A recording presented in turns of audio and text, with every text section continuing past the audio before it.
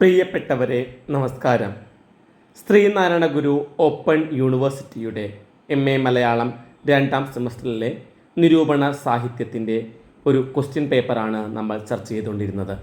ഇന്നൊരു ഉപന്യാസ ചോദ്യം നോക്കാം. മലയാള സാഹിത്യ വിമർശനത്തിലെ ആധുനികാനന്തര പ്രവണതകൾ വിശദീകരിക്കുക. മലയാള സാഹിത്യത്തിൽ ആധുനികതാവാദത്തിന് ശേഷം ശക്തി പ്രാപിച്ച പ്രവണതയാണ് ഉത്തരാധുനികത. മലയാള സാഹിത്യത്തിലെ പൊതുപ്രവണതകളെ സൂചിപ്പിക്കാൻ വേണ്ടി ഇംഗ്ലീഷിലെ പോസ്റ്റ് മോഡേൺ എന്ന വാക്കിന് സമാന്തരമായി മലയാളത്തിൽ ആധുനികോത്തരത, ആധുനികാനന്തരം, ആധുനികാതീതം, ഉത്തരാധുനികത എന്നീ പദങ്ങൾ ഉപയോഗിച്ചു പോരുന്നു. ആധുനികതയുടെ തുടർച്ചയായും ഇടർച്ചയായും ഇതിനെ മനസ്സിലാക്കുന്നവരുണ്ട്. പ്രതിഷേധത്തിൻ്റെയും പ്രതിരോധത്തിൻ്റെയും പ്രതിനിധാനത്തിൻ്റെയും സൂക്ഷ്മമായ സമീപനം ഉത്തരാധുനികതയിൽ സാധ്യമാക്കുന്നു. മലയാളത്തിൽ ഉത്തരാധുനികതയെ ആദ്യം പരിചയപ്പെടുത്തുന്നത് അയ്യപ്പണിക്കരാണ്. മലയാള വിമർശനത്തിൻ്റെ ആധുനികാനന്തര ഘട്ടം എന്നത് സാംസ്കാരിക വിമർശനത്തിൻ്റെ നിലപാടുകളിലാണ് കേന്ദ്രീകരിക്കുന്നത്. വരേണ്യ, സവർണ, പുരുഷാധീശ ദേശീയ ഘടനകൾ സ്വഭാവങ്ങളും അപനിർമ്മിക്കപ്പെടുന്നു.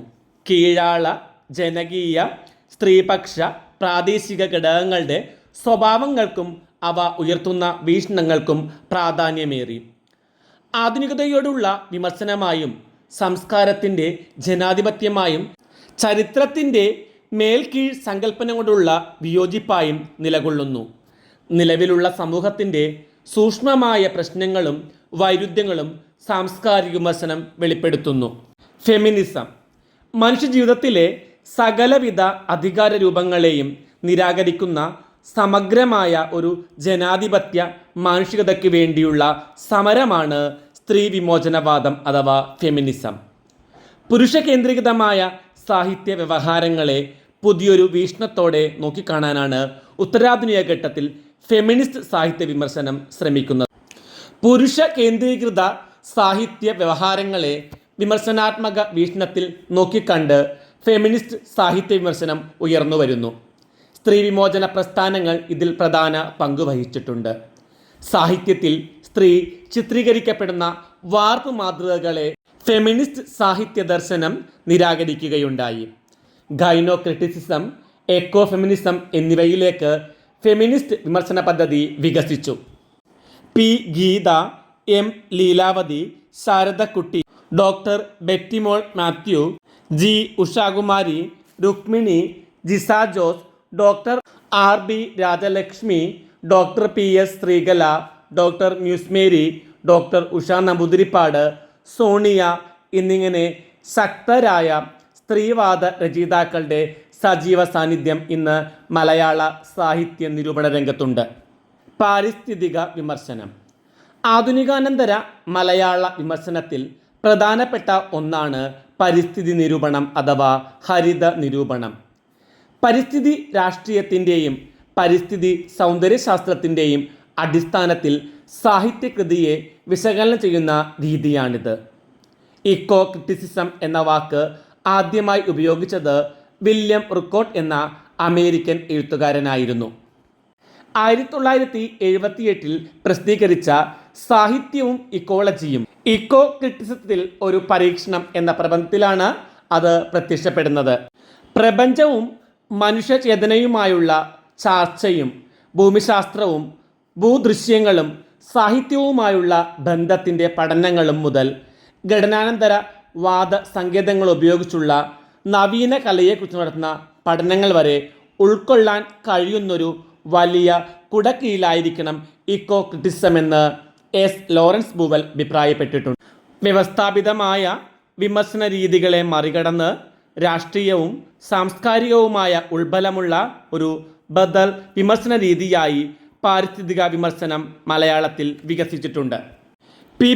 പൊതുവാളിൻ്റെ പരിസ്ഥിതി വിചാരം മലയാള കവിതയിൽ എന്ന പഠനം മലയാളത്തിൽ ഈ രീതിയിലുള്ള ആദ്യ കാൽവെപ്പായിരുന്നു. ജി. മധുസൂദനൻ്റെ കഥയും പരിസ്ഥിതിയും എക്കോ ക്രിറ്റിസത്തിൻ്റെ പശ്ചാത്തലത്തിൽ പഠിക്കുന്ന ഗ്രന്ഥമാണ്.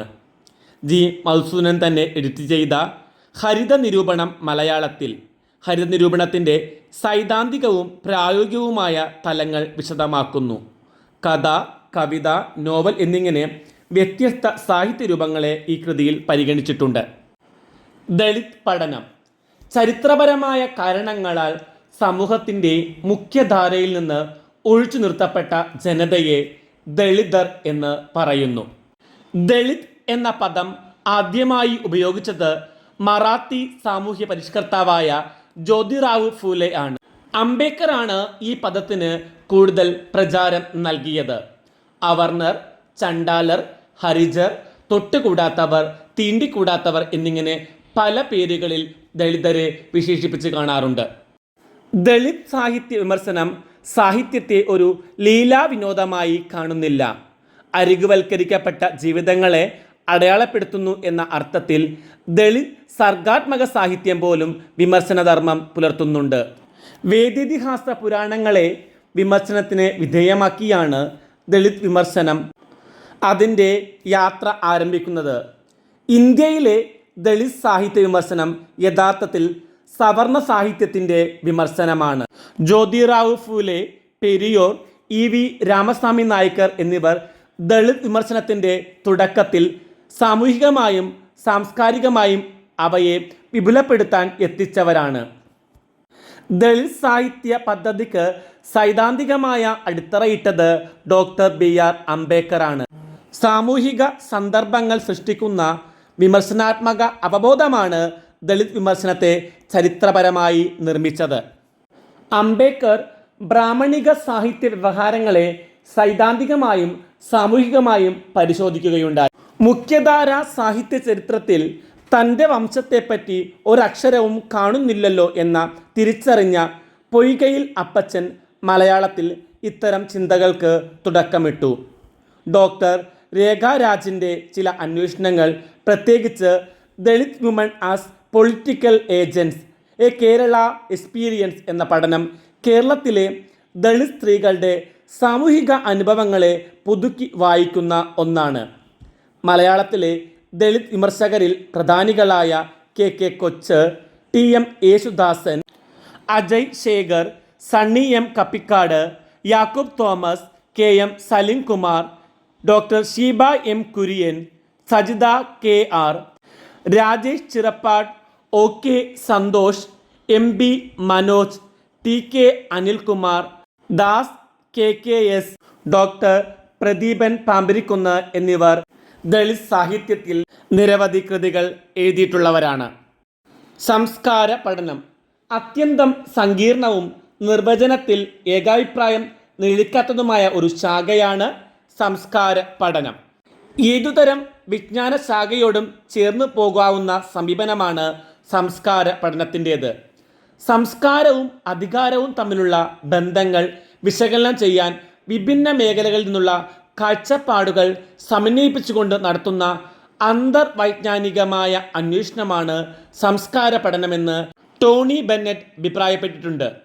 ഒരു സംസ്കാര വ്യവസ്ഥയ്ക്കുള്ളിൽ ഒരു സവിശേഷ സംസ്കാര നിർമ്മിതി വിവിധ സാംസ്കാരിക ഘടകങ്ങളുമായി നടത്തുന്ന വിനിമയങ്ങളിലൂടെ എങ്ങനെ നിലവിൽ വന്നു, പ്രവർത്തിച്ചു, അതെങ്ങനെയാണ് ഫലിച്ചത് എന്നതിനെ സംബന്ധിച്ചുള്ള പഠനം എന്ന നിലക്കാണ് സംസ്കാര പഠനത്തെ ഇന്ന് മനസ്സിലാക്കുന്നത്. ഒരു സവിശേഷ ചരിത്ര പശ്ചാത്തലത്തിൽ കൃതിയെ വായിക്കുന്നതിനേക്കാൾ ചരിത്രത്തിൻ്റെ ഘടനയും സ്വരൂപവും നിർണയിക്കുന്നതിൽ സംസ്കാരത്തിനുള്ള പങ്ക് തിരിച്ചറിയുകയാണ് യഥാർത്ഥത്തിൽ സംസ്കാര പഠനം ചെയ്യുന്നത്. പ്രത്യയശാസ്ത്ര പഠനങ്ങളും സ്ത്രീവാദ വംശീയതാ പഠനങ്ങളുമാണ് പാശ്ചാത്യ സാഹചര്യത്തിൽ സംസ്കാര പഠനത്തിൻ്റെ വളർച്ചയെ സാധ്യമാക്കിയതെങ്കിൽ ഇന്ത്യൻ സാഹചര്യത്തിൽ ഇവക്ക് പുറമെ ദളിത് കോളനിയനന്തര പഠനങ്ങളും പ്രവർത്തിച്ചു.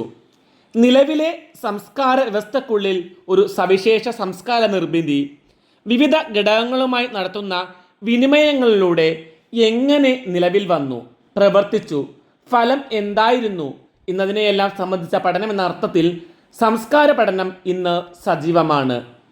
കുലീനതാവാദപരമായ ധാര, നരവംശാസ്ത്ര ധാര, മാർക്സിയൻ ധാര തുടങ്ങിയവയെല്ലാം സംസ്കാര വിശകലനത്തിൻ്റെ ചരിത്രത്തിൽ ഇടപെട്ടതായി കാണാം. കലകളും മാധ്യമങ്ങളും ഉൾപ്പെടെയുള്ള മാതൃകകളെ മുൻനിർത്തി സാഹിത്യ വിമർശന രംഗത്ത് സംസ്കാര പഠനത്തിൻ്റെ സാധ്യതകൾ പ്രയോജനപ്പെടുത്തിയ നിരവധി വിമർശകരുണ്ട്. ആർ.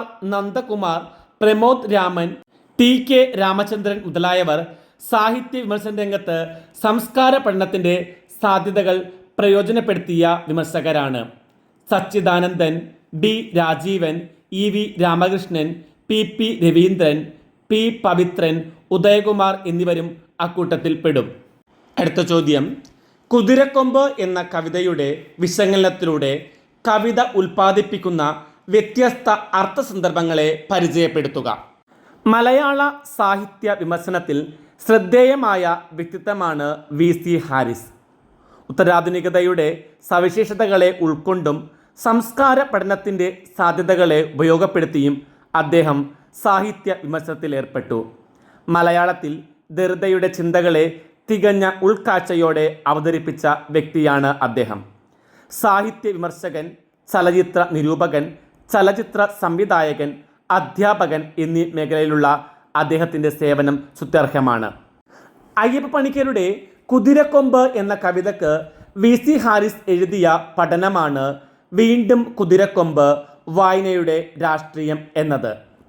കുതിരക്കൊമ്പിനെ കുറിച്ച് 1989 വിപ്ലവത്തിൻ്റെ ചിഹ്നങ്ങളും ചിഹ്നങ്ങളുടെ അബോധഗ്രഥനവും എന്ന പേരിൽ വി.സി. ഹാരിസിൻ്റെ തന്നെ പഠനം പ്രസിദ്ധപ്പെടുത്തിയിട്ടുണ്ട്. സമകാലീന വിമർശന പദ്ധതിയായ ചിഹ്നശാസ്ത്രം, അപനിർമ്മാണം എന്നിവയുടെ സാധ്യതകളെ അടിസ്ഥാനമാക്കിയാണ് ഹാരിസ് ഈ പഠനം എഴുതിയത്. അയ്യപ്പ പണിക്കർ വ്യക്തിയും കവിയും എന്ന പുസ്തകത്തിൽ അടിയന്തരാവസ്ഥ സാഹചര്യത്തിൽ എഴുതിയ കവിതയാണ് കുതിരക്കൊമ്പ് എന്ന് സച്ചിദാനന്ദൻ അഭിപ്രായപ്പെട്ടിട്ടുണ്ട്. സച്ചിദാനന്ദൻ്റെ ഈ പരാമർശമാണ് വീണ്ടും കുതിരക്കൊമ്പ്, വായനയുടെ രാഷ്ട്രീയം എന്ന പഠനം എഴുതാനുള്ള പ്രേരണ. ഒരു പാഠത്തിന് നിരവധി വായനകൾ സാധ്യമാണെന്ന സിഗ്നേച്ചർ ഈവൻറ്റ് കണ്ടന്റ് എന്ന ദരിദ്രയുടെ പ്രബന്ധത്തിലെ വാദത്തെ അവതരിപ്പിച്ചുകൊണ്ടാണ് കുതിരക്കൊമ്പിനെ പുനർവായനക്ക് ഹാരിസ് വിധേയമാക്കുന്നത്.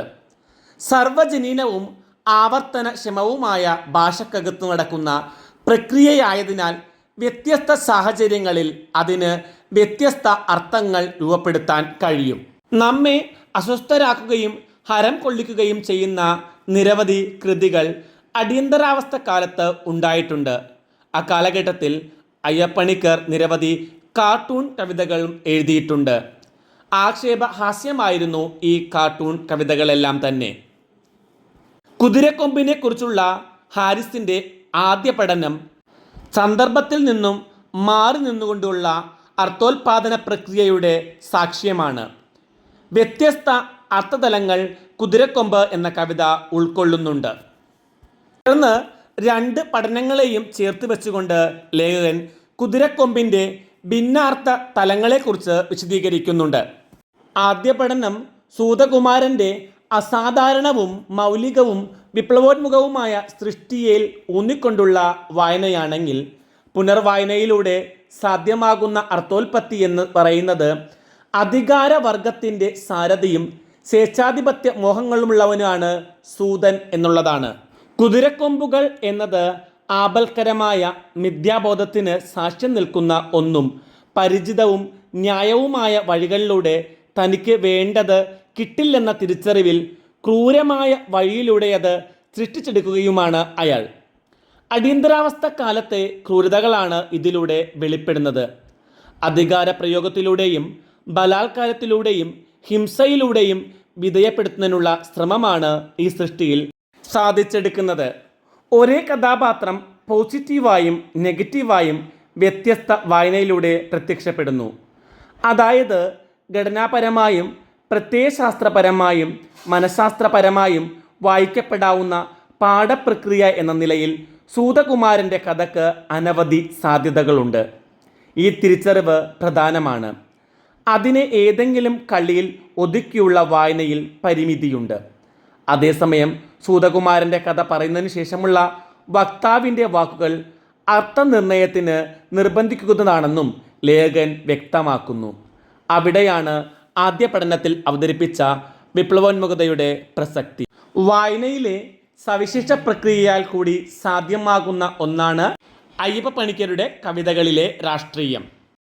ഇന്നത്തെ ക്ലാസ് നമുക്ക് ഇവിടെ അവസാനിപ്പിക്കാം. മറ്റൊരു ക്ലാസ്സുമായി കാണും വരെ എല്ലാവർക്കും നന്ദി, നമസ്കാരം.